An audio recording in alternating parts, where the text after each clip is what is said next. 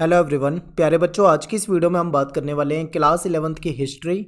और हिस्ट्री में मैं आपको बताऊंगा मोस्ट इंपॉर्टेंट क्वेश्चन यानी एमसीक्यू क्वेश्चन। ठीक है, इसमें मैं आपको 6 सेट कराने वाला हूं। एक सेट में आपके 22 क्वेश्चन होंगे और 132 प्लस क्वेश्चन आपके इस वीडियो में होंगे। ठीक है, यानी 100 प्लस क्वेश्चन आपको करा दूंगा और यही पेपर में आपके क्वेश्चन आने वाले हैं, यही क्वेश्चन आएंगे, इससे बाहर नहीं आएगा। तो इन क्वेश्चंस को आपको अच्छे तरीके से याद करना है। ठीक है, फाइनल एग्जाम के लिए आपके ये बहुत हेल्पफुल होने वाली वीडियो, बहुत ध्यान से आपको देखना है। और इससे पहले मैंने मोस्ट इंपॉर्टेंट क्वेश्चन की वीडियो ऑलरेडी बना दी है, इसमें बहुत सारे बच्चे इसको देख चुके हैं। इसमें हमने 3 नंबर वाले और 8 नंबर वाले जो क्वेश्चन हैं उसको डिस्कस कर लिया है। अगर आपने वो वीडियो नहीं देखी है तो आप एग्जाम से पहले उस वीडियो को देख लो। ठीक है, इसके अलावा जो प्रीवियस ईयर क्वेश्चन पेपर की मैं सीरीज लेकर आया था आपके लिए, उसमें मैंने आपको 2025 के दोनों पेपर यानी मॉर्निंग और इवनिंग शिफ्ट के और 2024 के दोनों पेपर यानी मॉर्निंग और इवनिंग शिफ्ट के आपको पहले से करा दिए। अगर आपने ये नहीं देखा है तो आप इसको भी जरूर देख के जाना। ठीक है, और एक वीडियो और आएगी आपके एग्जाम से पहले, स्रोत आधारित प्रश्न। जो ऐसे स्रोत होते हैं ना आपकी बुक में होते हैं, इससे रिलेटेड क्वेश्चन होते हैं, जो सोर्स बेस्ड क्वेश्चन होते हैं, ये भी मैं आपको एक सिंगल वीडियो में कंप्लीट करा दूंगा। ठीक है, वन शॉट वीडियो होगी, तो आप उसको भी एग्जाम से पहले जरूर देख जाना, आपकी तैयारी यहाँ से हो जाएगी। ठीक है, बाकी मैप की वीडियो भी आपकी आने वाली है। अब बात करते हैं सेट 1 यानी आपका जो पहला सेट है, इसमें मैं आपको 22 क्वेश्चन कराने वाला हूँ। बहुत ध्यान से आपको ये देखना है, इसी तरीके से सारे क्वेश्चन आपको याद करते हुए चलना है। अब बात करते हैं सेट 1। सेट 1 में आपके 22 क्वेश्चन कराने वाला हूं मैं आपको, बहुत ध्यान से देखना है आपको। ठीक है, पहला क्वेश्चन है कि निम्नलिखित मेसोपोटामियाई शहरों में से कौन सा 2000 ईसा पूर्व के बाद शाही राजधानी के रूप में खूब फला फूला। तो मारी नगर जो था, इसको शाही राजधानी कहा जाता था। ठीक है, तो ये मारी नगर जो है, इसकी बात चल रही है यहाँ पे। अगला क्वेश्चन है कि निम्नलिखित में से किस रोमन सम्राट ने प्रिंसिपेट की स्थापना करी थी। तो ये ऑगस्टस के शासनकाल की बात चल रही है। ठीक है, ऑगस्टस। अब आपको याद रखना है, इनका जो शासनकाल है वो शांति काल के लिए भी जाना जाता है। ठीक है, आगे चलते हैं। अगला क्वेश्चन है कि निम्न में से कौन सा मंगोल जनजाति की प्रथागत परंपराओं का एक संकलन था। तो इसको यास कहा जाता था। यास क्या होता था, ये एक तरीके से आचार संहिता थी। ठीक है, आप इसको आचार संहिता कह लो या फिर आप इसको विधि भी कह सकते हो, यानी ये कानून थे, या फिर आप इसको नियम कह सकते हो। इसको विज्ञप्ति भी कहा जाता है, इसको आदेश भी कहा जाता है, जो कि चंगेज खान के द्वारा बनाए गए रूल थे जो सबको फॉलो करने होते थे। ठीक है, अगला क्वेश्चन है कि चित्र को पहचानना है और दिए गए विकल्प में से आपको आंसर बताना है। तो ये क्या है चित्र, अगर आप ध्यान से देखोगे तो ये पुरानी बेलनाकार जो मोहरे होती थी। ठीक है, ये बेलनाकार जो मोहरे हैं, ये इसके चित्र हैं और उनके छापे हैं, यानी इन मोहरों से ऐसा छापा बनता था। ठीक है, ऐसी छपाई होती थी। अगला क्वेश्चन है कि मेसोपोटामिया आजकल किस गणराज्य का हिस्सा है। तो ये इराक का हिस्सा है। ठीक है, नेक्स्ट है कि मेसोपोटामिया की सबसे पुरानी जो ज्ञात भाषा है, इसका स्थान 2400 ईसा पूर्व के बाद धीरे धीरे किस भाषा ने ले लिया था। तो अक्कदी भाषा ने इसका स्थान ले लिया था। नेक्स्ट क्वेश्चन है कि चंगेज खान के द्वारा प्रारंभ की गई जो हरकारा पद्धति थी, इसके बारे में आपको सही विकल्प बताना है। तो देखिए, इसमें चारों ही सही हैं, अगर आप पढ़ोगे तो आपको पता लग जाएगा, इसमें 1 2 3 4 सारे ही सही हैं।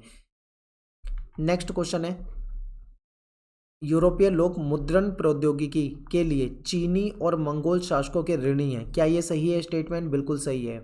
यूरोप के जो व्यापारी थे, जो राजनयिक थे, ये मंगोल शासकों के दरबार में ही अपनी यात्राओं के दौरान मुद्रण तकनीक से परिचित हुए थे। इससे पहले इनको मुद्रण के बारे में नहीं पता था। ठीक है, यानी ये भी आपका सही है। तो आपका सही आंसर हो जाएगा ए और आर दोनों सत्य हैं और ये इसकी सही व्याख्या भी कर रहा है। ठीक है, अगला क्वेश्चन है कि मेसोपोटामिया की सभ्यता में राजा असुरबनीपाल के द्वारा एक लाइब्रेरी यानी एक पुस्तकालय की स्थापना की गई थी। तो वो स्थान आपको बताना है, तो इसका नाम है निन्वे। ठीक है, बी ऑप्शन आपका करेक्ट हो जाएगा।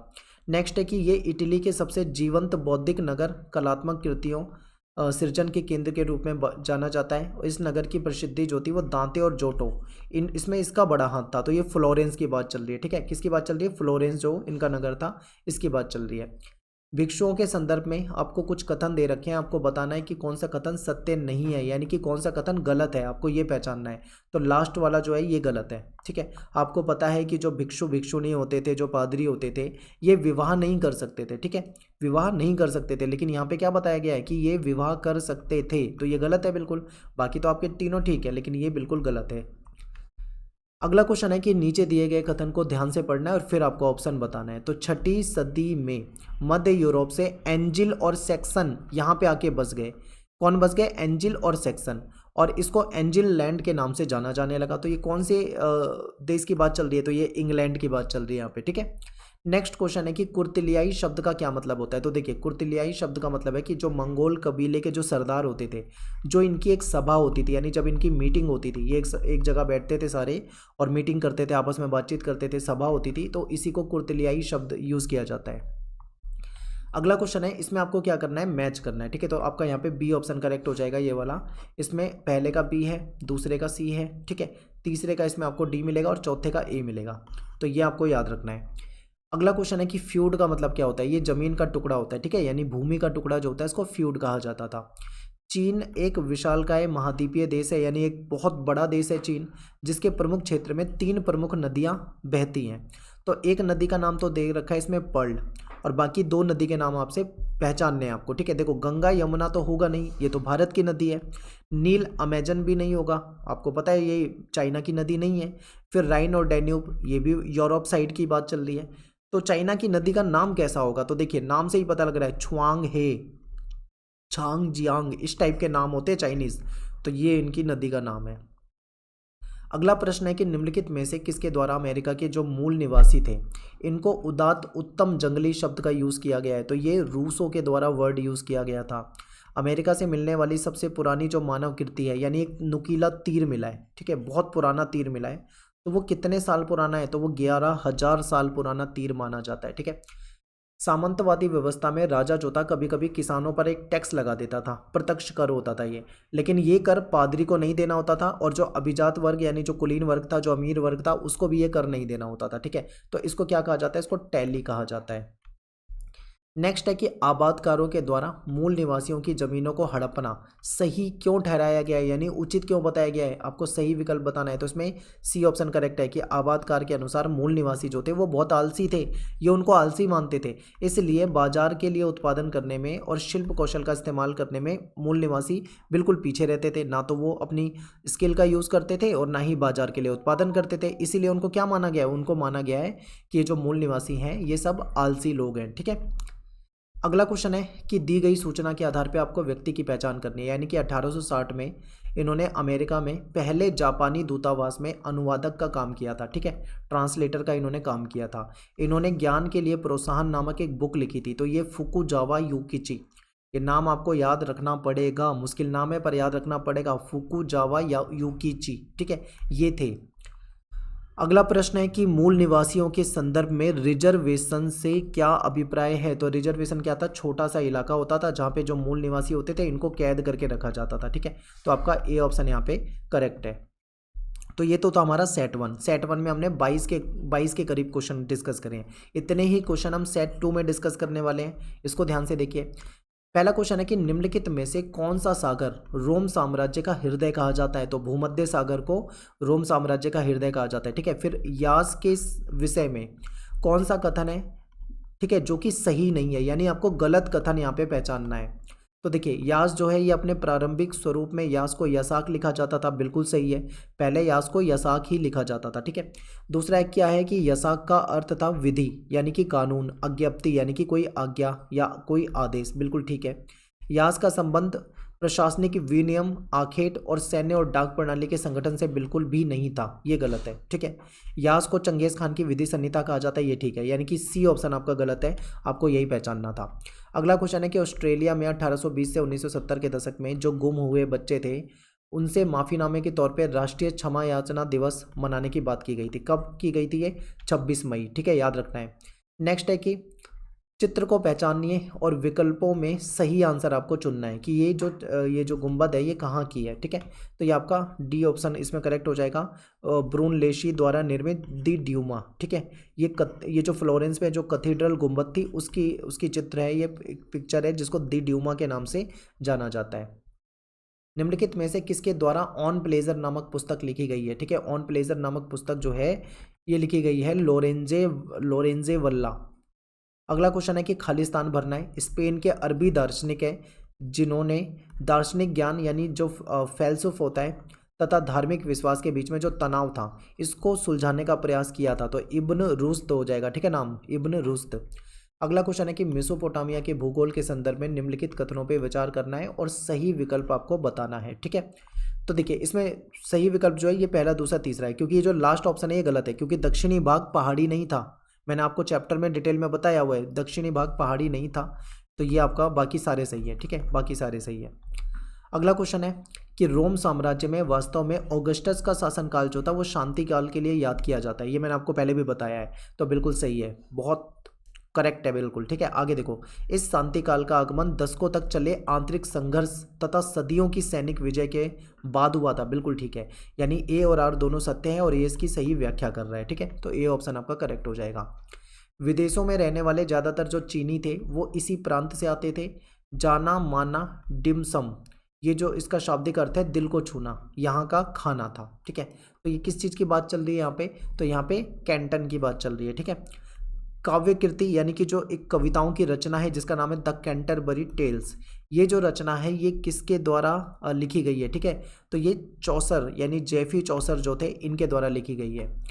परवर्ती रोम साम्राज्य के एक शासक थे कॉन्स्टेंटाइन, इनके संदर्भ में कौन सा कथन जो है सत्य नहीं है, तो सम्राट ने सॉलिडस नामक सिक्का चलाया, ठीक है।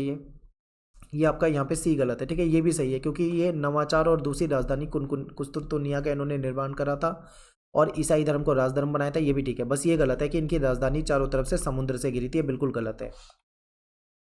ये बेल्जियम मूल के थे और पादुआ विश्वविद्यालय में आयुर्विज्ञान के ये लेक्चरर थे, यानी प्रधान प्राध्यापक थे, ठीक है, पढ़ाते थे। तो ये पहले व्यक्ति थे जिन्होंने सूक्ष्म परीक्षण के लिए मनुष्य के शरीर की चीड़-फाड़ करी थी। तो किसकी बात चल रही है, आंद्रियस, ठीक है, ये आंद्रियस वेसेलियस इनका पूरा नाम था। चंगेज़ खान ने किसके लिए संकेत किया था कि वह उसका उत्तराधिकारी बनेगा, तो इसका जो तीसरा पुत्र था, ठीक है, तीसरा जो पुत्र था ओगोदेई, इसके लिए संकेत दिया था। फिर आपको विद्वानों के नाम दे रखे हैं और इसमें आपको पहचानना है। तो देखो इसमें पहचानने का तरीका जैसे मैं आपको बताता हूँ, गैलीलियो गैलीली जो थे इन्होंने दी मोशन की रचना करी है, ठीक है। अब यहाँ पे तीसरे का डी है। अब एक बार आप सारे ऑप्शन को देखो, तीसरे का डी आपको किस में दिख रहा है, इसमें सी है, इसमें बी है, इसमें बी है, ये गलत है। तीसरे का डी आपको एक में ही दिख रहा है, तो आपका यही आंसर हो जाएगा, यानी डी ऑप्शन आपका करेक्ट हो जाएगा, ठीक है। 1853 ईस्वी में अमेरिका ने किसे जापानी सरकार के एक समझौते पर हस्ताक्षर करने की मांग के साथ भेजा था और जिससे जापान ने अमेरिका के साथ राजनयिक और व्यापारिक संबंध सुधारे थे। तो ये किसकी बात चल रही है, तो इसमें बात चल रही है कॉमोडोर मैथ्यू पेरी की, ठीक है।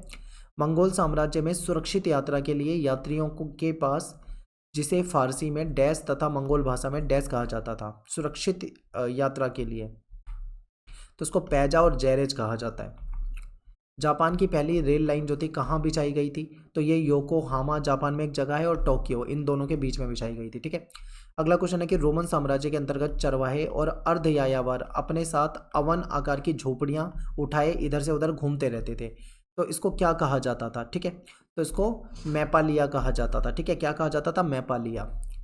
दिए गए विकल्प में से सही का आपको चयन करना है। मेजी पुनर्स्थापना के बाद जापान में एदो को राजधानी बनाया गया, जिसका नया नाम जो था वो डैश था, जिसका मतलब था पूर्वी राजधानी, ठीक है। तो क्या नाम था इसका, टोक्यो, इंपॉर्टेंट है।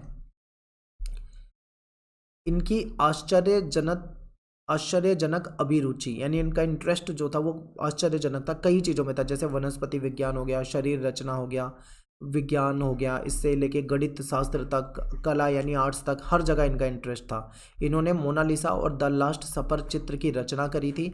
इन्होंने उड़न मशीन का एक प्रतिरूप बनाया था, ठीक है। किसकी बात चल रही है, Leonardo da Vinci, Leonardo da Vinci, ठीक है, नाम याद करके जाना है। फिर 19वीं शताब्दी में अमेरिका के भूदृश्य में जबरदस्त बदलाव क्यों आया था, और गलत विकल्प का चयन कीजिए। देखो यहाँ पे आपसे सही नहीं पूछ रहे, कह रहे हैं कि गलत विकल्प का चयन करना है आपको, तो सही आंसर हो जाएगा सी। ब्रिटेन और फ्रांस से आए जो प्रवासी थे ये अमेरिका में जमीन के मालिक नहीं बनना चाहते थे, ये बिल्कुल गलत है और गलत ही आपको पहचानना था। बोलोन वू, इसका मतलब क्या है, इसका मतलब है हमें पोलैंड करने के लिए, ठीक है। तो यहाँ पे अपना सेट 2 हो जाता है और 22+22 क्वेश्चन हम डिस्कस कर चुके हैं। अब यहाँ पे 22 क्वेश्चन और डिस्कस करेंगे, ठीक है। तो सेट 3 में सबसे पहला क्वेश्चन है कि मेसोपोटामिया के किस भाग की खेती जो थी सबसे अधिक उपज यानी ज़्यादा उपज देती थी, तो आपने दक्षिणी भाग पढ़ा होगा, ठीक है, मैंने आपको बताया था। बेबीलोन जो है इसमें जिगुरात जो था ये क्या होता था, ये एक मीनार होती थी जो कि सीढ़ीदार होती थी। फिर इसका क्षेत्रफल 850 हेक्टेयर से अधिक था। इसमें बड़े बड़े राजमहल और मंदिर थे। इसका व्यापारिक घराने से दूर दूर तक कारोबार करते थे। ये कहाँ की बात चल रही है, तो ये बेबीलोन की बात चल रही है, ठीक है। फिर यहाँ पे एक आपके सामने चित्र है, इसको आपको ध्यान से देखना है, ठीक है। तो ये इंग्लैंड की बात चल रही है, यानी कि जो सॉल्सबरी कैथेड्रल थी इंग्लैंड में, इसका ये चित्र है। फ्रांस के बड़े चर्च क्या कहलाते हैं? तो इसको कैथेड्रल कहा जाता था। नेक्स्ट है, खालिस्तान भरना है आपको। रोम साम्राज्य में कुछ वर्गों के लिए व्यक्त पुरुषों को अनिवार्य रूप से सैनिक सेवा करनी पड़ती थी, यानी कि कुछ वर्गों में कुछ मतलब पुरुषों के लिए कंपलसरी था कि उनको सैनिक सेवा करनी ही करनी है। इसको क्या कहा जाता था? इसको बलात भर्ती कहा जाता था। रोम साम्राज्य के भाषा समूह के संदर्भ में उचित मिलान करते हुए आपको सही आंसर बताना है, ठीक है। तो इसमें आपका बी ऑप्शन करेक्ट है, यानी पहले का ए हो जाएगा, दूसरे का बी हो जाएगा, तीसरे का सी हो जाएगा और चौथे का डी हो जाएगा, ठीक है। यहाँ पे बता दिया, आप इसको मैच कर सकते हो। नेक्स्ट है कि दास समूहों के प्रयोग की निंदा करने वाले लेखक कौन है? तो ये प्लिनी जो थे, इन्होंने इसकी आलोचना करी थी। फिर निर्जातीय और भाषाई संबंधों ने मंगोल लोगों को परस्पर जोड़ के रखा था। आर्थिक संसाधनों में कमी के कारण उनका समाज अनेक पितृपक्षीय वंशों में विभाजित था, ठीक है। क्या ये सही है? तो ये आपका ए और आर तो सही है, ठीक है। ए और आर, यहाँ पे टाइपिंग की मिस्टेक है, ए और आर दोनों सही है, लेकिन इसकी व्याख्या नहीं कर रहा है क्योंकि ये अलग चीज़ है और यहाँ पे अलग बात करी जा रही है, ठीक है। मंगोलों के स्टेपी क्षेत्र में नगरों का अभाव क्यों था? तो ये सारे इसके कारण है, क्योंकि देखो, कृषि आधारित अर्थव्यवस्था घनी आबादी के लिए आवास नहीं जुटा सकती थी, यानी इनकी आबादी बहुत ज़्यादा थी, कृषि ये करते नहीं थे, तो कृषि आधारित अर्थव्यवस्था के लिए ये आवास नहीं जुटा सकती। और स्वतंत्र प्रकृति के ये लोग होते थे, यानी कबीले वाले लोग होते थे, कभी यहाँ कभी वहाँ, एक जगह टिक के तो रहते नहीं थे, लूट मार करना, ठीक है, ये सब इनका काम था, शिकार करते थे। तो इसलिए ये नगरों में रहना पसंद भी नहीं करते थे, नगरों को उजाड़ना जरूर पसंद करते थे, ये नगर उजाड़ देते थे जहाँ पे भी जाते थे। इनकी अर्थव्यवस्था पशुपालन, शिकारी संग्रहण पे आधारित होती थी और नगरों की घनी आबादी का भरण पोषण नहीं कर सकती थी, ठीक है। तो ये हो जाएगा। नेक्स्ट है कि मंगोल साम्राज्य में जो दक्षिणी भाग है उसको क्या कहा जाता है? उस मरुस्थल को गोबी कहा जाता है। किस देश की जनजाति फ्रैंक ने गौल को अपना नाम दिया और उसको फ्रांस बना दिया? तो ये जर्मन यानी जर्मनी की बात चल रही है, ठीक है। मोनेस्ट्री में जो मोनो शब्द है, इसका मतलब क्या होता है? ऐसा व्यक्ति जो अकेले रहता है, ठीक है, यानी अकेले रहने वाला व्यक्ति। नेक्स्ट है कि इसको पद क्रम अनुसार लिखना है, तो इसमें देखो, इसमें पहले से ही आंसर करेक्ट है, यानी ये पहले नंबर पे आएगा, ये दूसरे नंबर पे आएगा, ये तीसरे नंबर पे आएगा, ये चौथे नंबर पे आएगा, ठीक है। पहला, दूसरा, तीसरा, चौथा। और इसमें देखो, इसमें आपके सामने मैंने यहाँ पे बता रखा है कि नॉर्मन लोगों में एंग्लो सैक्सनी लोगों को हराकर इंग्लैंड पे विजय 1066 में हुआ था, ठीक है। फ्रांस में कैथेड्रल का जो निर्माण होता है ये 1100 के बाद शुरू हुआ था, ठीक है। और ये जो प्लेग की बीमारी फैली थी ये 1347 से 50 के बीच में फैली थी। और कृषकों का विद्रोह जो था ये 1381 में हुआ था। रोम की शास्त्रीय वास्तुकला के संबंध में कौन सा कथन सही है? तो इसमें क्या था, इसमें आपका पहला, दूसरा, तीसरा सही है, लेकिन ये गलत है लास्ट वाला। नेक्स्ट है कि मंटुआ राज्य पर शासन करने वाली महिला का नाम क्या था? इसाबेले द इस्ते। पेरिस में अकादमी ऑफ साइंसेस की स्थापना जो थी कब हुई थी? 1673 में हुई थी, ठीक है। रिक्त स्थान की पूर्ति करिए। अमेरिका के मूल निवासी रंगीन सीपियों को आपस में जोड़ते थे और एक बेल्ट बनाते थे, उसको वैम्पुम के नाम से हम जानते हैं। अमेरिका में गोल्ड रश से जुड़े निम्नलिखित कथन पे विचार कीजिए और सही विकल्प चुनिए, ठीक है। हजारों की संख्या में लोग अफ्रीका पहुंचे, बिल्कुल गलत, अफ्रीका में थोड़ी है, अमेरिका पहुंचे थे। पूरे अमेरिका महाद्वीप में रेलवे लाइन का निर्माण हुआ, ये तो ठीक है। रेल निर्माण के लिए बाहर से मजदूर बुलाए गए, ये भी ठीक है। सड़क रेलवे निर्माण के पीछे अमेरिका का मूल उद्देश्य जो था वो मूल निवासियों का विकास करना था, ये गलत है, यानी दूसरा और तीसरा सही है। अब आप देखो कौन से ऑप्शन, ये रहा, इस ऑप्शन में आपको दूसरा और तीसरा दिख रहा है, ठीक है। तो डी ऑप्शन हो जाएगा। ऑस्ट्रेलिया की राजधानी कैनबरा, जो स्थानीय शब्द कैनबरा है, इसका सही मीनिंग क्या है? तो इसको सभा स्थल कहा जाता है, ठीक है। फिर ये एक गरीब परिवार से थे, आधुनिक चीन के संस्थापक माने जाते हैं, यानी सन यात सेन की बात चल रही है, ठीक है। जो आधुनिक चीन का संस्थापक, तुरंत आपको सन यात सेन लगा देना है। निम्नलिखित कथन में असत्य विकल्प आपको चुनना है जो कि गलत है। तो देखिए, कन्फ्यूशियस जापान के दार्शनिक थे, गलत है बिल्कुल, ये तो चीन के दार्शनिक थे। तो यहाँ पे अपना सेट 3 हो जाता है, ठीक है। तो हमने कितने क्वेश्चन कर लिए? 22 + 22 + 22, यानी हम टोटल 66 क्वेश्चन अभी तक कर चुके हैं 3 सेट में। अब बात करेंगे सेट नंबर 4। पहला क्वेश्चन है कि निम्नलिखित में से मेसोपोटामिया के किस शहर में वारका शीर्ष, ये जो ये प्राप्त हुआ है, ये किस शहर में प्राप्त हुआ है, ठीक है। ये जो मूर्ति है वारका शीर्ष वाली, तो ये उरुक से प्राप्त हुआ है, ठीक है। शांति काल के लिए किस रोमन शासक का काल याद किया जाता था? तो ये ऑगस्टस, मैंने आपको पहले ही बताया था, सबसे पहला जो मैंने सेट करवाया था उसमें कि ऑगस्टस से ये क्वेश्चन पूछा जाता है, ठीक है। ये आ गया आपका। अगला क्वेश्चन है कि चंगेज खान के 4 पुत्रों के अधीन नई सैनिक टुकड़ियां जो होती थी उन टुकड़ियों को क्या कहा जाता था? तो इसको नोयान कहा जाता था, ठीक है, यानी ए ऑप्शन करेक्ट हो जाएगा। श्रेणी यानी गिल्ड शब्द का क्या मतलब है? तो इसका मतलब होता है ऐसी संस्था जो उत्पाद की गुणवत्ता, उसके मूल्य और उसकी बिक्री को कंट्रोल करती हो, यानी कि एक ऐसी संस्था होती है जो कोई भी प्रोडक्ट बनता है तो उसकी क्वालिटी को चेक करेगी, उसके प्राइस को चेक करेगी, उसकी जो सेल हो रही है उसको देखती थी। चित्र को आपको ध्यान से देखना है और पहचानना है और बताना है कि ये कौन से मठ या फिर कौन से ओबे की, कौन सी कैथेड्रल का ये पिक्चर है। तो ये जो सेंट माइकल बेनोडिक्टन ओबे था, इसका ये पिक्चर है, ठीक है। अगला क्वेश्चन है कि इटली में सेंट बेनेडिक्ट जो मठ है इसकी स्थापना कब हुई थी? बहुत इंपॉर्टेंट है, 529, ठीक है, पूछा जाता है आपसे। छापे खाने का आविष्कारक निम्न में से कौन है? तो ये गुटेनबर्ग है, ठीक है। और अगला क्वेश्चन है कि फुकोकू क्योहे, इसका क्या मीनिंग है, इसका अर्थ क्या है? तो ये समृद्ध देश और मजबूत सेना की बात कर रहा है, ठीक है, यानी कि एक ऐसा देश जो समृद्ध भी हो, जिसकी सेना मजबूत हो, तो उसके लिए ये शब्द यूज़ किया जाता है। द ग्रेट ऑस्ट्रेलियन साइलेंस, ये जो लेक्चर है ये निम्नलिखित में से किस मानव वैज्ञानिक के द्वारा प्रस्तुत किया गया लेक्चर था? ठीक है, तो WEH स्टैनर, ठीक है, इसको स्टनर कहा जाता था इनको। नेक्स्ट है, मारी के राजा ने स्टेपी क्षेत्र के देवता डैगन का एक मंदिर बनवाया। मेसोपोटामिया का समाज तथा संस्कृति अलग अलग समुदाय के लोग और संस्कृति का मिश्रण था। तो यहाँ पे आपका देखो सही है, बिल्कुल ए और आर दोनों सत्य है और इसमें इसकी व्याख्या भी सही कर रहा है। नेक्स्ट है कि एम्फोरा शब्द जो है निम्नलिखित में से किसके लिए यूज़ किया जाता था? तो ये जो मटके या कंटेनर होते थे जिसमें लिक्विड चीज़ों को ले जाया जाता था, ठीक है, इसके लिए एम्फोरा शब्द यूज़ किया जाता था। फिर आपके सामने ये कुछ टेबल दे रखी है, इसमें आपको मैच करना है, ठीक है, यानी कि मिलान करना है। तो जैसे मैं आपको बताऊं, आंडा किसको कहा जाता था? ये मंगोलों में सगे भाई के लिए प्रयोग किया जाता था, ठीक है। यास क्या था? ये नियम थे, यानी कि नियमों का संकलन था, ठीक है। और तो यहाँ पे आपको पता लग गया दूसरे का सी, यानी दूसरे का सी आपको कितने में दिख रहा है? 3 में दिख रहा है। अब तीसरे का डी है, तीसरे का डी किस में दिख रहा है आपको?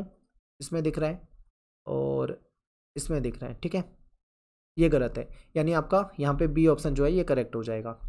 अगला क्वेश्चन है कि लॉर्ड द्वारा नाइट को जो भूमि का टुकड़ा दिया जाता था ये क्या कहलाता था? इसको फीफ कहा जाता था, ठीक है, और ये 1000 से 2000 एकड़ भी हो सकता था। द प्रिंस नामक जो लेखक है, द प्रिंस के लेखक जो है वो कौन है? तो ये ठीक है, निकोले मैकियावली जो थे इसके लेखक थे। गोल्ड रश के संदर्भ में आपको सही विकल्प का चुनाव करना है और बताना है कौन सा सही है कौन सा गलत है। तो देखिए इसका आपको सेकंड ऑप्शन जो है खा, ये सही है। गोल्ड रश के कारण पूरे अमेरिकी महाद्वीप में रेल लाइन का विकास शुरू हुआ था, ठीक है, यही सही है।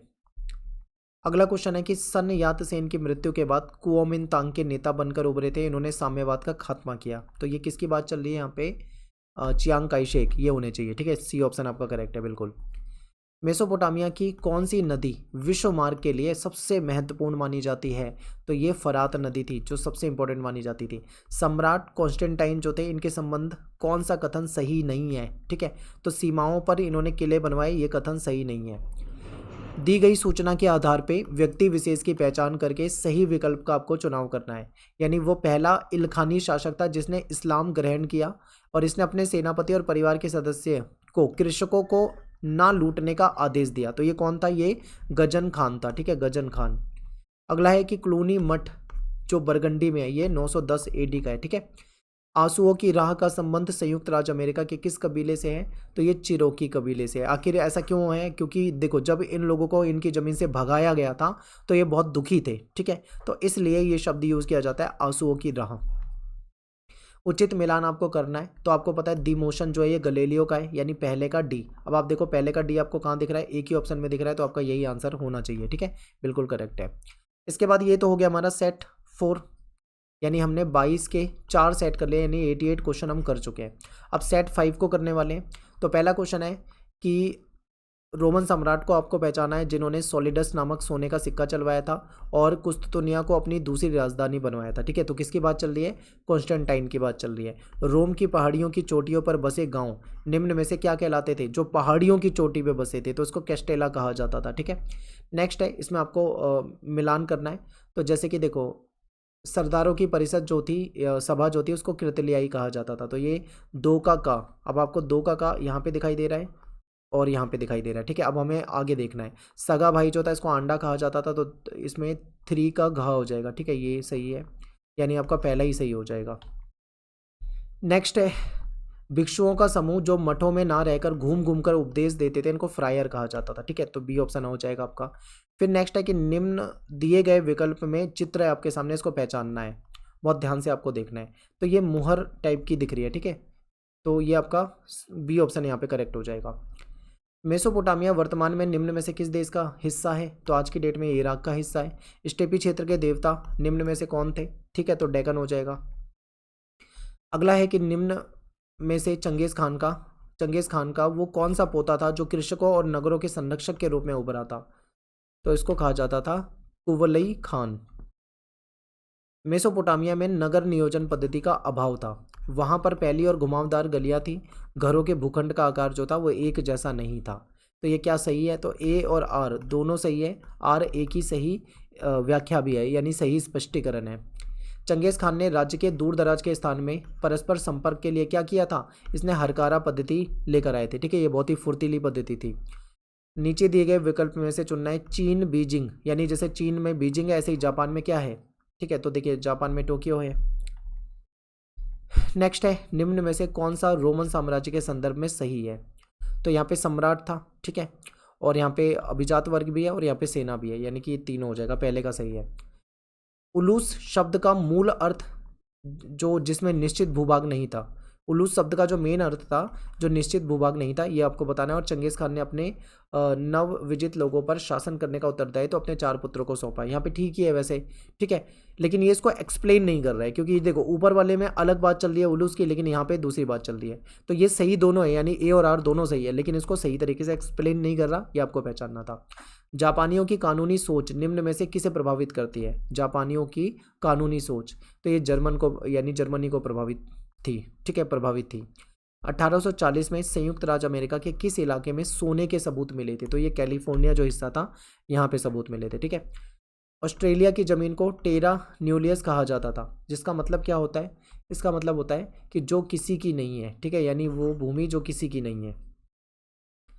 नीचे दिए गए कथन को पढ़ के सही विकल्प चुनना है। तो भिक्षु ओबे या मठ में जीवन बिताते थे, वे उपासना अध्ययन और शारीरिक श्रम का व्रत लेते थे, वो विवाह नहीं कर सकते थे, भिक्षु का जीवन सिर्फ पुरुष ही अपना सकते थे। ये गलत है, देखो ये जो लास्ट वाला है ये गलत है, ठीक है, पहला दूसरा तीसरा बिल्कुल ठीक है, लेकिन लास्ट वाला गलत है। अगला है कि कौन सा कथन सत्य नहीं है? मार्टिन लूथर जर्मनी के युवा भिक्षु थे, इन्होंने कैथोलिक चर्च के विरुद्ध अभियान छेड़ा। उनका विश्वास था कि मनुष्य को ईश्वर से संपर्क साधने के लिए पादरी की आवश्यकता नहीं है, उन्होंने ईश्वर में पूर्ण विश्वास रखने की सलाह दी, ठीक है। तो यहाँ पे कौन सा सत्य नहीं है? तो यहाँ पे आपका ये वाला, उनका विश्वास था कि मनुष्य को ईश्वर से संपर्क साधने के लिए पादरी की आवश्यकता है, ये गलत है, क्योंकि इन्होंने कहा था कि संपर्क साधने के लिए पादरी की आवश्यकता नहीं है, ये कहा था। यहाँ पे तो लिख रखा है कि पादरी की आवश्यकता है, ये तो बिल्कुल गलत है, बाकी सारे सही है। ऐसा व्यक्ति जिसकी अनेक इंटरेस्ट हो, ठीक है, बहुत सारी चीज़ों में इंटरेस्ट हो और बहुत सारे हुनर में जो महारत हो, तो ऐसे व्यक्ति को क्या कहा जाता है? रेनेशा शब्द यूज़ किया जाता है उसके लिए, ठीक है, रेनेशा व्यक्ति जिसके इंटरेस्ट बहुत सारी चीज़ों में हो, जैसे वो कला में भी इंटरेस्ट रखता हो, इंजीनियरिंग में भी इंटरेस्ट रखता हो, साइंस में भी इंटरेस्ट रखता हो, मैथ में भी इंटरेस्ट रखता हो, ऐसा व्यक्ति। ऐसी संस्था जो उत्पाद की गुणवत्ता, मूल्य और बिक्री को कंट्रोल करती है, इसको श्रेणी या गिल्ड कहा जाता था, ठीक है। सन्यास सेन ने निम्न में से किन 4 बड़ी जरूरतों पे बल दिया था? तो कपड़ा, खाना, घर, परिवहन, ठीक है, यही आपका सही हो जाएगा, पहला ऑप्शन करेक्ट है। निम्न में से किसने घोषणा की कि पृथ्वी समेत सारे ग्रह जो है वो सूर्य के चारों ओर परिक्रमा करते हैं? तो ये कोपरनिकस ने कहा था, ठीक है। तो यहाँ पे आपका सेट 5 हो जाता है, ठीक है। और अब बात करेंगे सेट 6। दी गई सूचना के आधार पर रोमन सम्राट को आपको पहचानना है। तो वो चाहता था कि काश वो सिकंदर जैसा जवान होता, उसने भारत में विजय का सपना देखा था। तो ये कौन था? तो ये त्राजान था, ठीक है। पेपायरस नाम का पौधा जो निम्न में से कहाँ पे उगाया जाता था? तो जो नील नदी थी उसके किनारे इसको उगाया जाता था, ठीक है। पेपायरस नामक पौधा निम्न में से सॉरी ये 2 बार आ गया क्वेश्चन, इसको हम डिस्कस कर चुके हैं। अगला क्वेश्चन है कि सही मिलान करके उपयुक्त विकल्प चुनना है। तो देखो यहाँ पे मैंने आपको बताया गलेलियो जहाँ पे अभी आए दिमोसन यानी तीसरे का घा। अब देखो तीसरे का आपको यहाँ पे नहीं दिखा रखा, यहाँ पे नहीं दिखा रखा, ये दिखा रखा है, एक ही ऑप्शन में आपको दिखा रखा है, ठीक है। तो आपको एक ही से पता लग जाएगा, आपको ज़्यादा ऑप्शन चेक करने की जरूरत ही नहीं है, बस आप कोई एक नाम याद रखो, वो उसी से आपको पता लग जाएगा। स्वतंत्र बेबीलोन का अंतिम शासक निम्न में से कौन था, ठीक है। तो नेबोडियस इसका नाम था। ये जो वारका शीर्ष है, ठीक है, ये क्या है, ये वारका शीर्ष है, ये एक मूर्ति है जो मिली थी। लॉर्ड के घर निम्न में से क्या कहलाता था, लॉर्ड का घर जो था वो मेनर कहलाता था, ठीक है। मंगोल लोग सुरक्षित यात्रा के लिए यात्रियों को के पास जारी करते थे, निम्न में से पास जारी करते थे, ठीक है। तो निम्न में से ये क्या कहलाता था, तो इसको पैजा कहा जाता था। मेसोपोटामिया में बहुत कम लोग पढ़ लिख सकते थे, न केवल प्रतीक या चिन्हों की संख्या सैकड़ों में थी, बल्कि ये बहुत अधिक पेचीदा था। तो यहाँ पे अगर देखा जाए तो ये बिल्कुल सही है और सही एक्सप्लेन भी कर रहा है, क्योंकि इनकी जो लिपि थी चित्रात्मक होती थी और बहुत सारे चिन्हों को याद रखना पड़ता था, जो कि बहुत मुश्किल होता था, बहुत कम ही लोग इसको कर पाते होंगे। क्वेश्चन नंबर 8 है आपके सामने कि यूरोपीय समाज मुख्य रूप से निम्न में से कौन से 3 वर्गों में बटा हुआ था। तो यहाँ पे पादरी होते थे, अभिजात वर्ग होते थे, कृषक होते थे। फुकुजावा युकिची के अनुसार जापान को अपने में से एशिया को निकाल फेंकना चाहिए, ठीक है, यानी डी ऑप्शन हो जाएगा। फिर नीचे दिए गए विकल्प को सही विकल्प चुनना है। जिस तरीके से बुरबुरा का मतलब यहाँ पे बिना किसी लक्ष्य के घूमना है, उसी प्रकार मेगा लिपि यहाँ पे किस चीज़ को दर्शा रही है। वैसे देखो आंसर तो लिपि होना चाहिए, बट आपकी आंसर की के अकॉर्डिंग अगर मैं बताऊँ तो इसका नाम आधुनिक लकड़ी है, ठीक है, यानी कि सी ऑप्शन आपका यहाँ करेक्ट है। मूल निवासियों को एक छोटे इलाके में कैद करके रखा जाता था, उसको रिजर्वेशन कहा जाता था। जापानियों ने संसद के लिए जर्मन शब्द डायट का प्रयोग किया। जापानियों की कानूनी सोच जो थी वो जर्मनी की सोच से प्रभावित थी। तो ये बिल्कुल सही है, क्योंकि जर्मन सोच से ये बिल्कुल प्रभावित थे। मेसोपोटामिया की कौन सी विशेषता नहीं है, लेखन कला इसकी विशेषता है, शहरी जीवन भी विशेषता है, ठीक है, व्यापार भी ये करते थे, लेकिन नगर नियोजन इसकी विशेषता नहीं है। मंगोलों का मुख्य व्यवसाय निम्न में से क्या था। तो मंगोल जो थे, देखो कृषि तो नहीं करते थे, आपको पता ही है ना, ये लोग बुनाई करते थे, ठीक है, ये लोग पशुपालन करते थे और शिकार करते थे, ठीक है। तो यहाँ पे पशुपालन है, तो ये सही आंसर है। गजन खान के संदर्भ में कौन सा कथन सत्य है। तो इसने किसान जो वर्ग था उसकी रक्षा करने की बात कही थी, ठीक है, ये सही है, ये हम पहले भी कर चुके हैं। निम्न में से कौन सा आंदोलन मार्टिन लूथर के द्वारा चलाया गया था। तो इसको प्रोटेस्टेंट सुधारवाद के नाम से हम जानते हैं, ठीक है। नीचे दिए गए कथन को ध्यान से पढ़ना और सही आपको बताना है। तो इसमें आपका देखो पहला, दूसरा, तीसरा, ये तीनों सही है और लास्ट जो है ये गलत है, ठीक है। मैं जल्दी जल्दी बता रहा हूँ क्योंकि पेपर का टाइम है, वरना मैं आपको एक एक ऑप्शन को भी एक्सप्लेन करता, पर चैप्टर की वीडियो देख लेना आप पेपर से पहले, ठीक है। टाइम कम है इसलिए मैं जल्दी बता रहा हूँ। 18वां क्वेश्चन है, निम्न में से किस रोमन सम्राट का शासनकाल शांति के लिए याद किया जाता है। देखो 2-3 बार ये क्वेश्चन रिपीट हो गया। ऑगस्टस, मैं आपको पहले भी बता चुका था, ये बहुत बार पूछा जाता है, 2 बार कम से कम रिपीट हो गया है। लैटिन भाषा का शब्द है ऑस्ट्रल, इसका मतलब होता है दक्षिण। ऑस्ट्रल का मतलब क्या होता है, दक्षिण, ठीक है।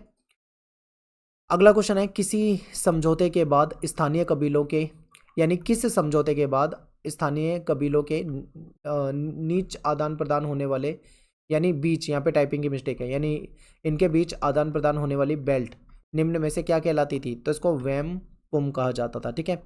लॉर्ड द्वारा नाइट को जो भूमि का भाग दिया जाता था, जो लॉर्ड नाइट को देते थे, ये फीफ कहलाता था, ठीक है। यह हजारों एकड़ भी हो सकता था। तो यहाँ पे अपने 6 सेट हो गए हैं कंप्लीट, 6 सेट में हमने 22 कर लिए, ठीक है। तो यहाँ पे अगर हम देखें 132 के आसपास हमने क्वेश्चन किए हैं कवर, और ये कम क्वेश्चन नहीं है, इसी में से आपके पेपर में क्वेश्चन आ जाएगा, ठीक है। आप पेपर से पहले इस वीडियो को कम से कम 2 से 3 बार देख जाओ, ये सारे क्वेश्चन आपको रटे होने चाहिए, बिल्कुल याद होने चाहिए, ठीक है। बाकी आप मुझे इंस्टा पे फॉलो कर सकते हो, सत्येंद्र प्रताप मेरा नाम है, एकलव्य स्टडी पॉइंट, इस नाम से आप मुझे सर्च कर सकते हो। वीडियो पसंद आए तो लाइक करें, कॉमेंट करें, ठीक है, शेयर भी करें, सब्सक्राइब करें। और इसके बाद मैं आपके लिए एक वीडियो लेके आने वाला हूँ, जो आपकी 1 शॉट वीडियो होने वाली है। इसमें मैं मैप आपको करा दूंगा सारे, ठीक है। एक वीडियो आपकी आएगी, वो सोर्स बेस्ड क्वेश्चन होंगे, ठीक है, यानी जो आपके स्रोत पे आधारित जो क्वेश्चन होते हैं वो मैं आपको वहाँ पे करा दूंगा। तो बहुत ध्यान से आपको वीडियो को देखना है। मिलते हैं नेक्स्ट वीडियो में। Thanks for watching. जय हिंद, जय भारत।